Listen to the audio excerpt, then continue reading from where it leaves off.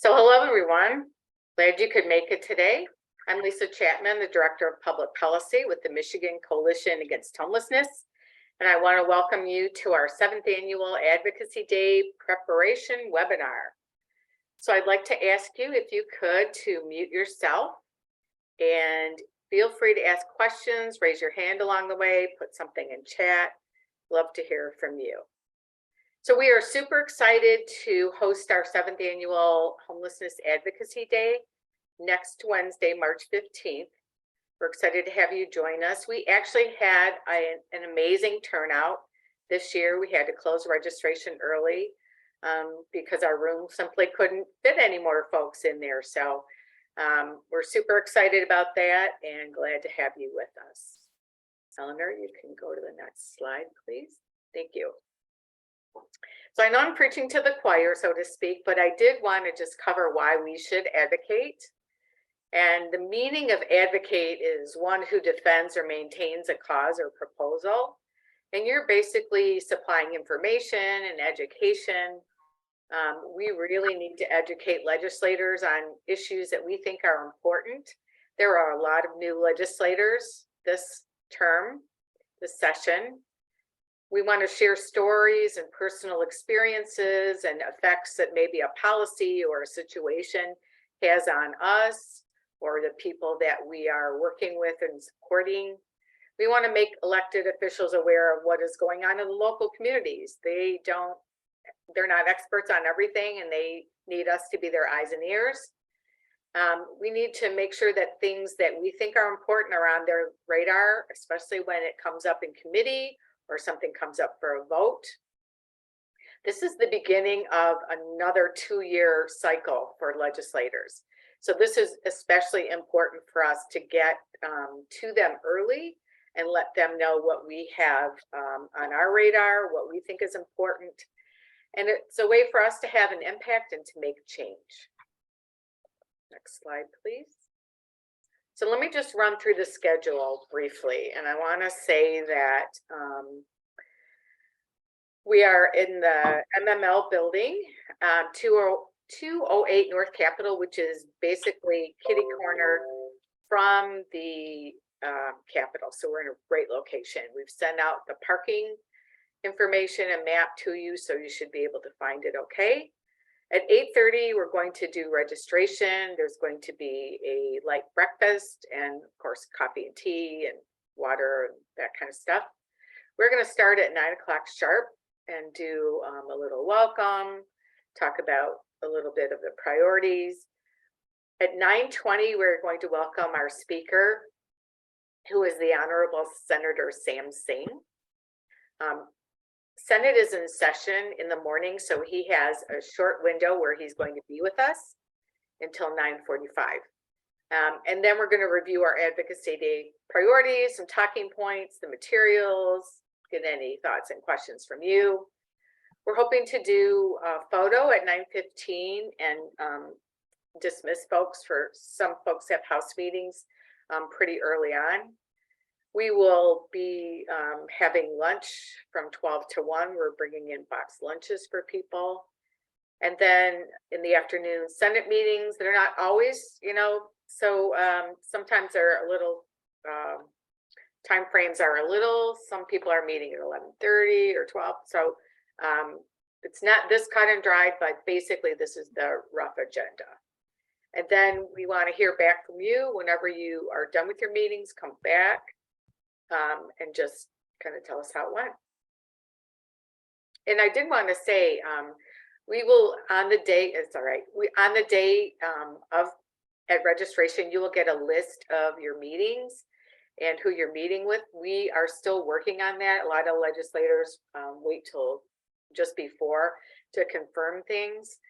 We are hearing that there may be some legislators, some sessions scheduled. There are still committee hearings. So we anticipate all the meetings that we have set will be honored. But some legislators are busy or just haven't responded. So we are doing the very best we can and still hearing back and following up. Okay, you can go to the next slide then. So just clarifying what advocacy is and the difference between advocacy and lobbying, and we get this all the time. So advocacy is basically, talking about promoting a cause, such as increased affordable housing or ending homelessness. Lobbying is attempting to influence legislation. So either asking them to vote for or against a piece of legislation. So nonprofits and staff can participate in lobbying depending on your funding. Eric and I are registered lobbyists. Government staff can participate on the educational aspects, like talking about what they're seeing in their community or trends, statistics, and can leave the legislative ask for others. So you're going to have to work within your groups that are going to your meetings about who can do what, and hopefully you'll have time to do that as you're heading over. So I just wanted to make that clear, but advocacy is super important, and legislators, kind of rely on us. They cannot be experts in every area. So they look to us to kind of talk about the conditions that we're seeing and trends and kind of statistics. Next slide.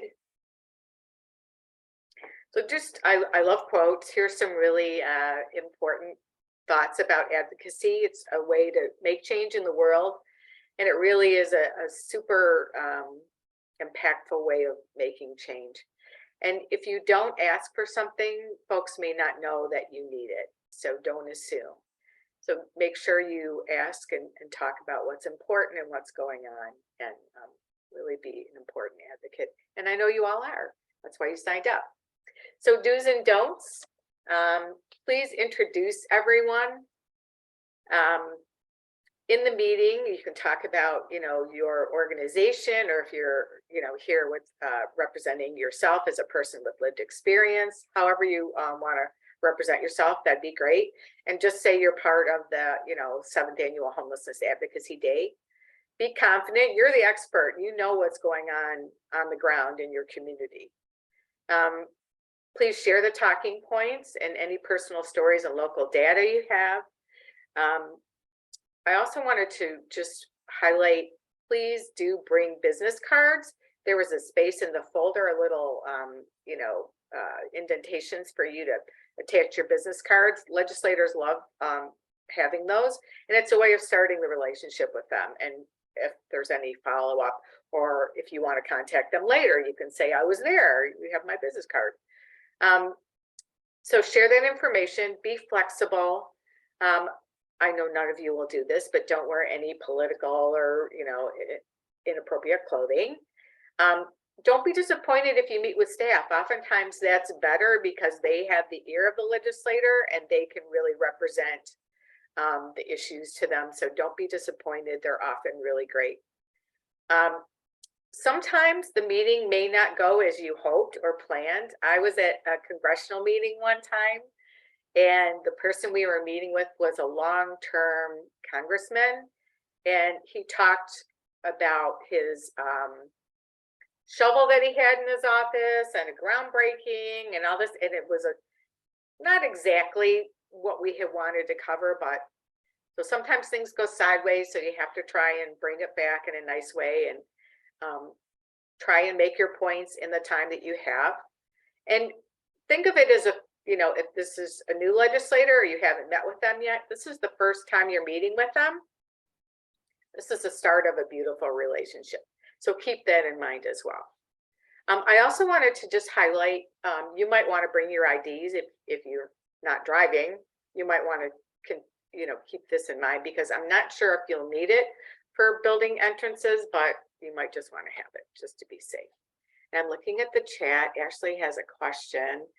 Individual meetings are still being scheduled.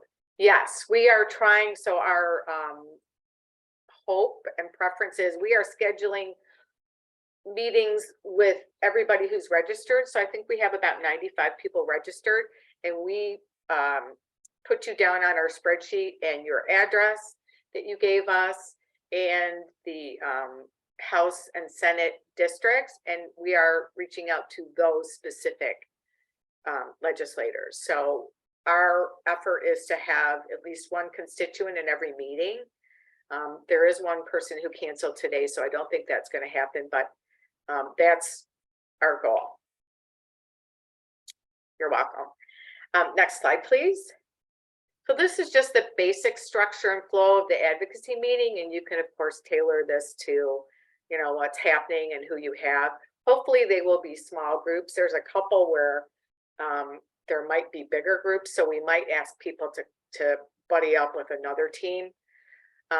But most likely the team lead will do the welcomes, and we've kind of tried to highlight that. And if you don't like it, you can decide within your group who's going to be the team lead, and they'll do the welcome and then, you know, kind of lead things off. You want to make sure that you thank the member for something. And there's a couple things, you know, the legislature this year has like started off with a bang. So they're really doing a lot of great work. So you can thank them for the, you know, this week for the passage of the Elliott Larson Civil Rights Act protections that include LGBTQ sexual orientation and gender identity. That's a recent thing. The earned income tax credit increase. There are now housing committees in both chambers. In the Senate, it's a committee. In the House, it's a subcommittee, but it really highlights the acknowledgement and importance that housing plays. And so you can find something to thank them for, and also for me, taking the time out of their schedules to meet with us. You want to start out with what's going on. You're the expert in your local community, so you want to talk about the landscape. So what's going on? You can talk about the state and drill down to your local community. Certainly the lack of affordable housing is a big thing, kind of one of the main things that we want to talk about. If you see increases in unhoused, unsheltered persons in your community, rent increases, increases in evictions, those are all great things to talk about. Also covering what does homelessness look like in your community? Are there lingering impacts, you know, from COVID and COVID recovery? So what are the challenges? You might also want to talk about 2 or 3 of the policy priorities and asks, and I'll show you the document, but from your packet that you're getting. It'd be great to share a personal story. If it's not your personal story, then maybe a participant that you work with, somebody in your shelter or in your housing program, somebody that's got a voucher and can't find a landlord to accept it. Any of those things, you know, are fabulous. Local data is always welcome. Make sure you ask time for any questions. And then, you know, don't be afraid to say, I don't know the answer to that. That gives you an excellent opportunity to follow up with them then. So, you know, promise any follow-up. Oftentimes there are things that they ask that you might have. And make sure you thank them for their time. Next one. So we're super excited to have Senator Sam Singh with us as our guest speaker. He is the Michigan Senate Majority Floor Leader, but the other, you know, the great thing about him is he's been a former state rep. He's a former mayor, but he also is a former CEO of Michigan Nonprofit Association and Public Policy Associates. So he has experience on both sides of the desk, if you will, of the table. So he's been a legislator and he's been, you know, on the nonprofit side. So he has great insight into, you know, the importance of advocacy and, you know, what he sees as a legislator. So he'll be with us about 20-25 minutes, and then he has to scoot back over to the Capitol for session. He's also an MSU graduate. Next slide. So this is our main document that we've condensed our really our 4 buckets of policy priorities. The first, you know, largest bucket is increasing access to affordable housing. You know, housing and homelessness are inextricably tied together and super complex issues, but we want to really highlight, you know, the impact, you know, one impacts the other, and common thread is poverty with folks. The supply of affordable housing is definitely an issue in Michigan, and we'll get into more of these policy issues in a moment. But just asking for, you know, increasing the supply, increasing funding for PSH. Supporting housing first, and I will talk a little bit about that more and why it's important. Enacting tenant protections, that got cut off on the bottom of the slide there, but it's going to be a big year for tenant protections, I have a feeling, which is great. We want to reduce barriers for people, to be able to pay rent, to have income, so income supports, as well as people, criminal justice reform for people who are exiting criminal justice settings. Reducing racial disparities and inequities for people, people of color, people who are immigrants, people with disabilities, seniors certainly, and we also want to support the racial equity impact analysis legislation that we anticipate being introduced in the next, in the coming months. And I'll talk a little bit more about that. Other supports, including advocating for increased funding for sheltering or interim housing, and also shelter improvements, physical, plant, infrastructure improvements for shelter, because that's been kind of lagging. And then increased mental health supports. That's something that we've been hearing from you locally. Okay, next slide. I wanted to talk about, and give you a little bit of background on the housing supply. We're advocating for increasing the housing supply, rental housing. So our stock is really decreasing instead of increasing over the past few decades. We've underinvested and fallen behind. The National Low Income Housing Coalition estimates in Michigan the housing need to be over a 200,000 unit shortage of, this is rental housing alone, that's affordable and available for extremely low income renters. And so we're talking about our constituents, people under 30% of area median, so people that have very low income. Between 2010 and 2019, Michigan's overall units available for rent declined by 40% in just the span of 9 years, compared with a national decline of 15%. That's striking. And you're all feeling that, right, in your local communities. Another striking statistic, nearly half, 47% of all housing units in Michigan were built prior to 1970. That's 53 years old. So that just tells you, not only are we not keeping pace, but we're also losing units that were affordable. Tax credit affordability period is 15 years. After that, the owner can recapitalize, or they can, revert it to market rate. So we're losing ground. And just 15% of the Michigan housing stock is multi-unit or, multifamily of 2 to 9 units or single family attached housing. So that just tells you that most of the housing that's being built in Michigan is single family housing, and we know that our folks are just not in the market right now to be homeowners. They're renters, and typically, multifamily housing is more prevalent and more popular and more desired for that population. So we need to advocate. So increased access for affordable housing in Michigan. There are only 36 available and affordable rental homes per every 100 extremely low income renter households. This statistic is from the National Low Income Housing Coalition, the GAP report. I'm happy to say that the GAP report is coming out next week, not in time for us to have for Advocacy Day, but it's coming out the day before, the day after, on the 16th. So the good news is you'll have this for advocacy when you have follow-up. So this is a great resource. I also wanted to point your attention to a document that I emailed out this Monday when I sent you out this Zoom link. It was called the Housing Challenges Template.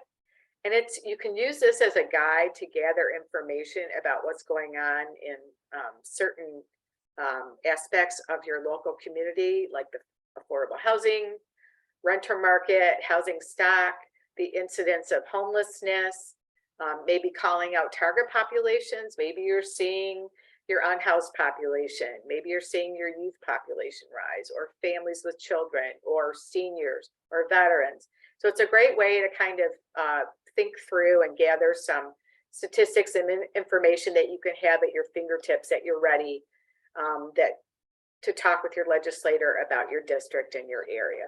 So I highly recommend you to take a look at that. Okay, next slide. Under increased access pillar, we are advocating for enacting tenant protections. And one in particular is source of income protections that the state of Michigan does not have as a whole. There are about 9 communities that have it as laws on their books, but from what I've been heard and told about, it's really hard to enforce. Oftentimes it doesn't have much teeth, or the staff, the local community staff don't have time to do investigations. So we really need a statewide bill. Bills have been introduced for source of income protections. This is the 3rd time. The first one was introduced in 2019 by Representative Robbie. We now have 2 bills that were introduced in early February in the House by Representatives Morgan and Conley. Hopefully the 3rd time is the charm. These bills would support source of income protections and would prevent landlords from rejecting tenants just on solely on their source of income.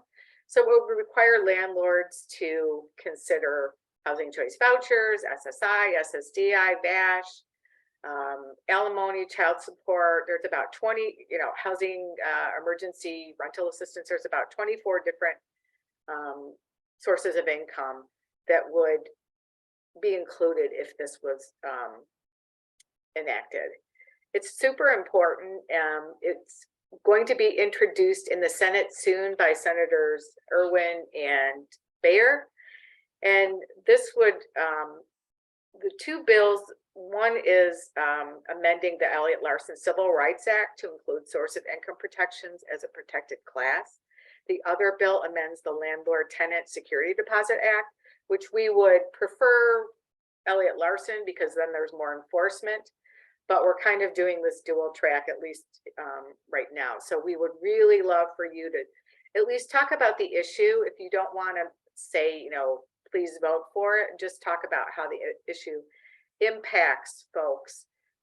Maybe how long it takes. People are turning back vouchers because they can't find it, or they're having to request, additional time frames to find housing. Next slide, please. So a study that was done a couple of years ago, 44% of Michigan homeless service providers said that they are hearing from landlords that they simply won't rent to clients who have housing choice vouchers. We're hearing also that landlords sometimes misunderstand the administrative requirements and feel like it's an undue burden, kind of erroneously.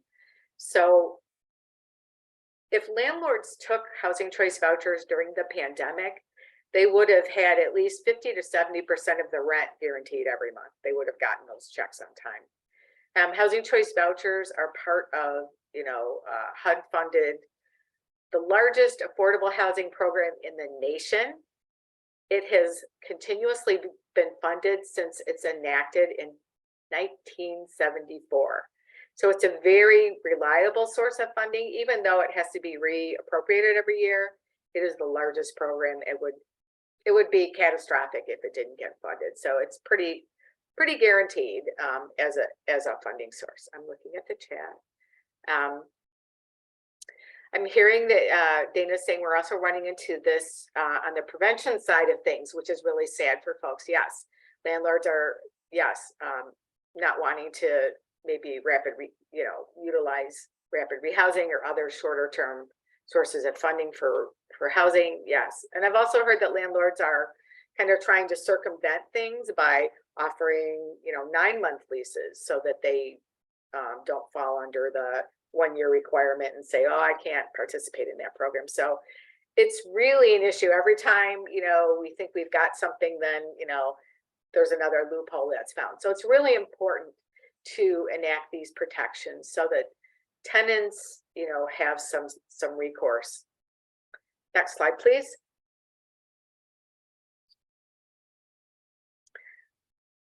There we go. And these protections will help both renters and landlords. Studies have shown that tenants that get vouchers are much more stable. They tend to stay in a unit for 7 to 8 years on average. They tend to be very good and reliable tenants. They don't want to do anything to jeopardize their voucher status. So it's really, it's an important thing. A housing choice voucher or other sources of rental assistance enables a tenant to have choice in their housing, often moving to higher opportunity neighborhoods, where there are good schools and other employment opportunities, other amenities in the neighborhood. So it's a very valuable source for rental assistance. We learned through the COVID emergency rental assistance, that just how important landlords are as really a valued partner. So we definitely want to bring them along and work with them. And we think that we did a study, I think 34% of landlords said they would consider taking a voucher. So it's definitely something that is a benefit to both. Under increasing access pillar, we also want to advocate for increasing funding and supports for permanent supportive housing. I'm sure PSH is proven to end the cycle of chronic homelessness. It's kind of an intervention for people that are the most vulnerable, that have the most needs. So it's really important that the service funding is available, and often the funding is kind of a braided mix of a variety of sources. So we definitely want to advocate for this. This is an ask for $20 million annually. Last year, the governor approved $6 million. And so we don't want the funding to be cobbled together. We want to make sure it's available for people so that they can, continue staying in their housing, being stable, having, supportive services. So this is an ask from the campaign to end homelessness to the governor's executive office. So right now there's no legislation. So you're not saying, there's a bill, but it's an ask of the governor through the budget. Okay. Another, the last thing under increasing affordable housing is just, and there's no legislative ask here either, but it's support for housing first.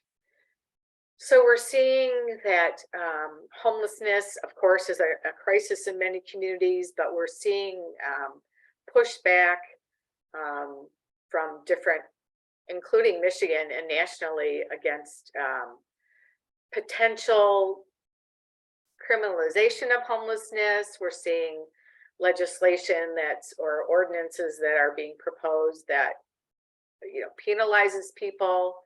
So we advocate for positive measures and engagement to end homelessness, and Housing First is a proven research-backed strategy. And so it's really critical to talk about this and to keep this on your radar, that efforts to criminalize homelessness are counterproductive, are very punitive to people, and really only serve to put other barriers and challenges in the way of people that are trying to get housed. If you have fines against you, if you have, a criminal conviction, if you're in jail, of course, it's harder to move forward in your life. So we really want to advocate for policies that ensure stable housing for people that are experiencing homelessness. So we want to make sure that, if you have an opportunity, you talk about this too, because we are seeing across the country both local and statewide ordinances that anti-camping bans, laws that prevent people from standing, lying, panhandling, sitting in a public right of way. So we really want to make sure that we're talking about this at every level. Yes, I will send out the slides and more information to you guys right after this and the recording. Next slide, please.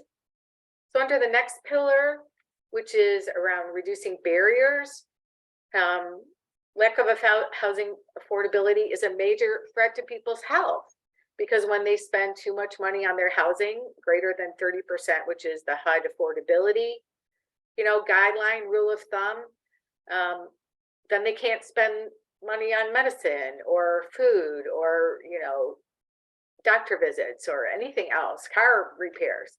So it's really critical that affordable housing is kind of our guidepost here in Michigan, and we have to keep talking about it.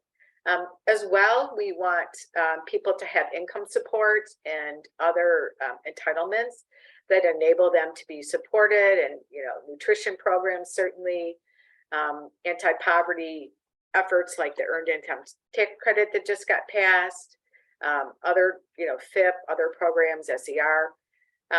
Also, we want to advocate for expanding housing options for people exiting criminal justice systems. And there's, a lot of efforts by some of our partners like Safe and Just Michigan to do that, expungement of, criminal convictions and things like that. We also want to support the recommendations of the Michigan Poverty Task Force. There were some great income and anti-poverty recommendations, as well as housing recommendations in their 2022 recommendations. So we want to support that as well. In terms of other supports, sheltering, or it's being called interim housing lately, but MDHHS sent out an RFP in 2022 that asked for people that were interested in having funding for shelter improvements, infrastructure improvements, and they got an overwhelming response, which really kind of points out what the need is around Michigan. And so we are asking and advocating for ongoing funding to the tune of $5 million for those improvements for, windows, doors, boilers, furnaces, just keeping things up to code and habitable in the shelters. And also then expanding sheltering programs and support for those services to the tune of $27 million. And this was an ask that, again, came through the Campaign to End Homelessness. It's not a legislative ask, but it's a budget ask. So you can talk about that as well if it's an issue. And hopefully expanding sheltering to some communities in Michigan that don't have any. Okay, next slide. As well, one of the things that we heard, we had some conversations in December with some of you, and heard that increased mental health supports is an issue. So this is some information from NAMI Michigan, which has a great webpage and one-pagers. So just generally, 1 in 5 adults across the country experience mental illness each year. 20%, 1 in 5. In February of 21, almost 40% of adults in Michigan reported symptoms of anxiety or depression. And 27% of those folks were unable to get the needed services, counseling, or therapy that they needed. The next bullet, of the 421,000 adults, 100,000, adults in Michigan who did not receive the needed mental health care, almost 38% said they didn't seek those services because of cost. So it's a huge issue. And 4.2 million people in Michigan live in a community that does not have enough mental health professionals. So it's a real need. I wanted to point out, we don't have a legislative ask here, but you can talk about this, especially what's going on in your community. And then there's a new Michigan subcommittee in the House on behavioral health. And so you definitely want to talk about increased support, funding, and access for care. And there's no specific ask, but it's definitely an issue to put on their radar.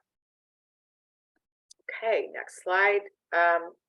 We're also just, talking about reducing racial disparities and inequities that you're seeing, certainly in the homeless response system. I know many of you have continued to work through the campaign and through C4, the diversity, equity, and inclusion work to reduce racial disparities and inequities that we're seeing in the homeless response system. So you can talk about some of that. We are also advocating for a racial equity impact analysis that was proposed legislation last session that we know is going to be reintroduced this session. It hasn't been yet, so we don't have a bill number, but it is a proposal that would require an racial equity impact analysis for any legislation that covers the social determinants of health. So it's pretty broad. And just like any legislation that's proposed where, you know, the legislative services does a financial impact, this would also require a racial equity impact analysis to be done to really see if this, you know, is unequal to any particular group, any racial group, any ethnicity, anything like that. And it would really kind of make sure that anything that's being proposed is kind of seeing, you know, equitable across all populations. So you can talk about that as well. And I think Representative Brayback was the one that introduced it, and it was bipartisan. So that's really exciting to see. And we're hearing that that's going to be introduced.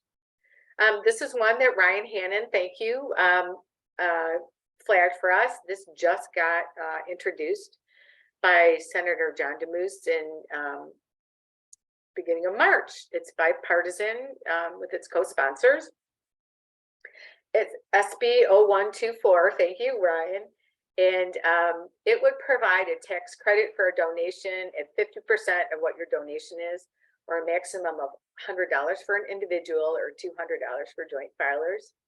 And the language, it's broadly, you know, donations for charities, but the language includes shelter for homeless persons, food kitchen, food bank, or other entity located in the state. Primary purpose is to provide overnight accommodation, food, or meals to persons who are indigent, if that contribution is to an entity that is tax deductible. So this could be really important for you know, meal programs, sheltering programs. So it's another thing to highlight. And thank you for including that. All right, next one, I'm going to take a quick. So this is just a summary of the asks under the 4 pillars. These are the main areas that we're targeting right now. I just want to highlight 2 tenant protections. A lot of conversations are being had with legislators. There's an interest. We recommended to the governor's office, the Campaign to End Homelessness did, around right to counsel statewide. It was just enacted in Detroit, or you know, approved in Detroit last year. It's something that we're seeing across the country. It would be really great for people to have right to counsel in, for example, eviction cases like we did, you know, civil cases like we did during, you know, the SARA funding. That was really a game changer. Also looking at Senator Winnie Brinks had proposed a bill for eviction expungement. We hope that she will reintroduce it this year. There's a lot of, I think, interest in that. Not only expungement, which is the back end after an eviction has been either filed or at least, you know, or, you know, gone through the process, but also sealing when evictions are filed on the front end, because a lot of times it doesn't get carried out all the way, but it still gets recorded. So it's still damaging. So we're seeing some national best practices around sealing and expungement. So that's something to talk about. Potential bills around rental fees, caps on rental fees. There's a lot of egregious fees going on. So we've been talking about that, and as well, just cause legislation, which would, or it's also known as good cause. It would require a landlord to have good cause to say to a tenant, I'm not renewing your lease. Good cause would be, you know, disturbing the peace, or, you know, damaging the property, or not paying your rent. So it would prohibit a landlord from simply saying, I want to get somebody who's able, or I want to raise the rent and get a tenant who can pay higher rent. So that's another thing that we're talking with Senator Chang about.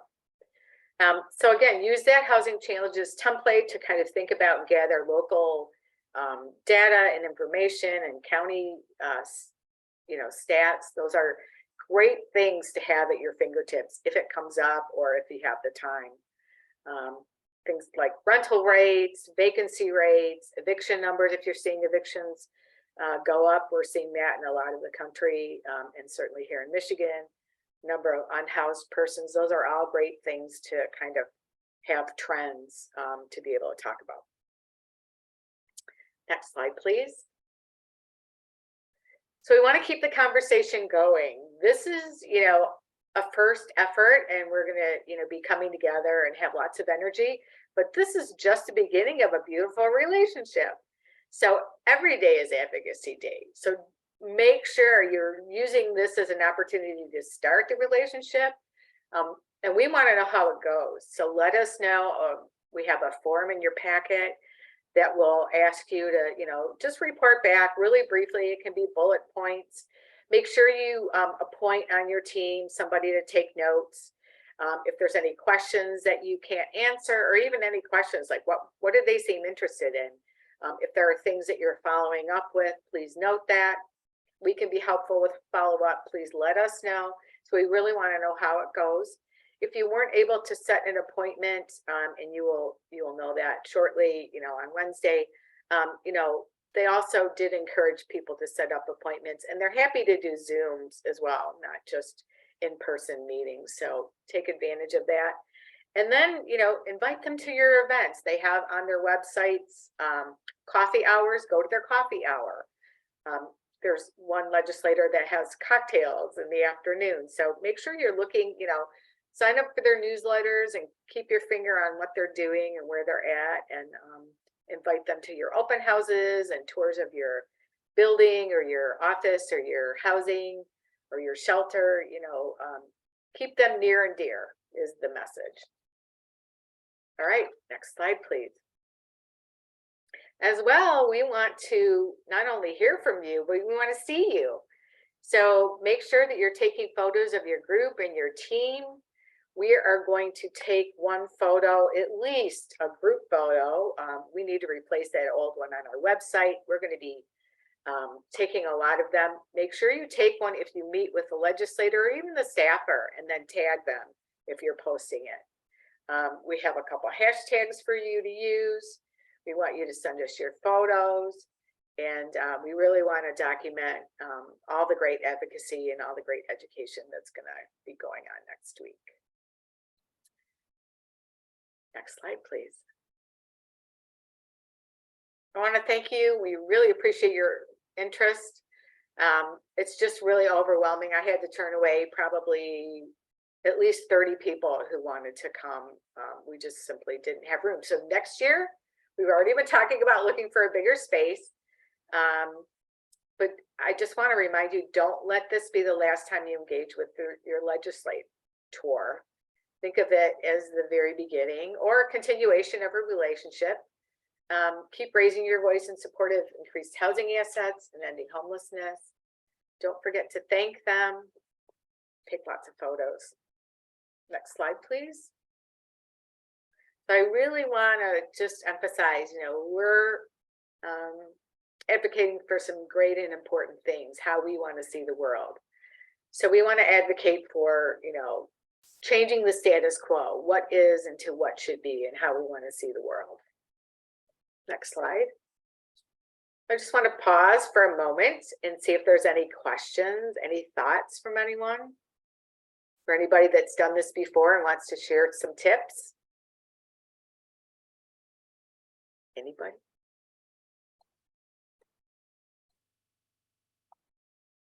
All right, well, I'm glad you're excited. I am very excited too. Next slide.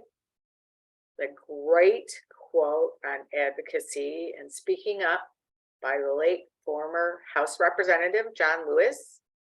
He's also been just an amazing civil rights activist, and just I think he served 17 terms in the House. He was just a pillar of greatness.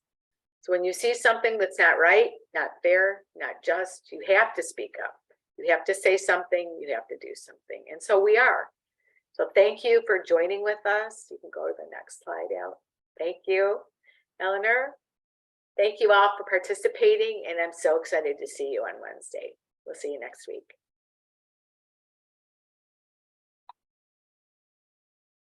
Thank you.